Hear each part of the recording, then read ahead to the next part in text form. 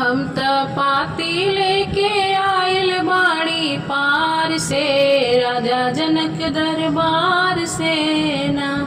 हम त पाती लेके आइल बाड़ी पार से, राजा जनक दरबार से ना।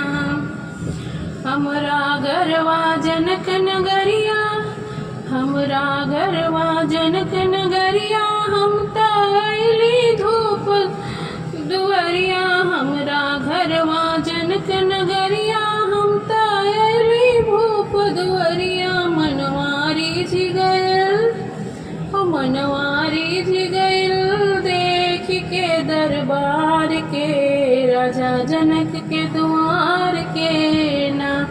हम त पाती लेके आइल बाड़ी पार से, राजा जनक दरबार से ना। हमरे राजा जनक के धिया, जिनकर नाम हउए सिया। हमरे राजा जनक जी के धिया, जिनकर नाम हउए सिया।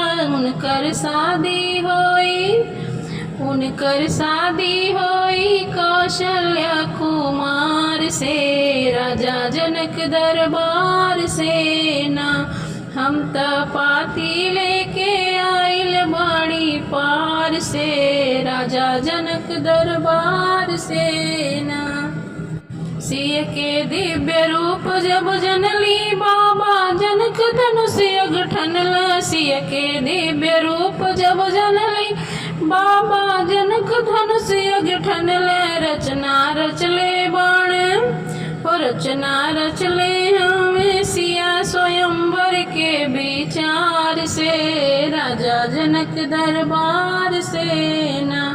हम त जानत, हम त पाती लेके आइल बाड़ी पार से, राजा जनक दरबार से ना। राजा दशरथ जी के लाल, पावले धनुष तोड़ के जयमाल। राजा दशरथ जी के लाल, पावले धनुष तोड़ के जयमाल। तीनों लोक गुजल, तीनों लोक गुजल, रघुबर के जयकार से, राजा जनक दरबार से ना। हम त पाती लेके आइल बाड़ी पार से, राजा जनक दरबार से ना।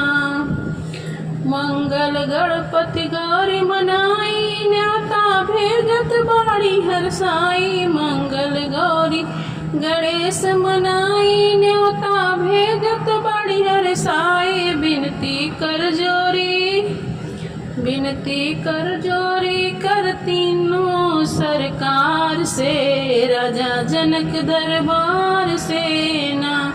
बिनती कर जोरी, कर तानी तरकार से, राजा जनक दरबार से ना। हम त पाती लेके आइल बाड़ी पार से, राजा जनक दरबार से ना। हम त पाती लेके आइल बाड़ी पार से, राजा जनक दरबार से।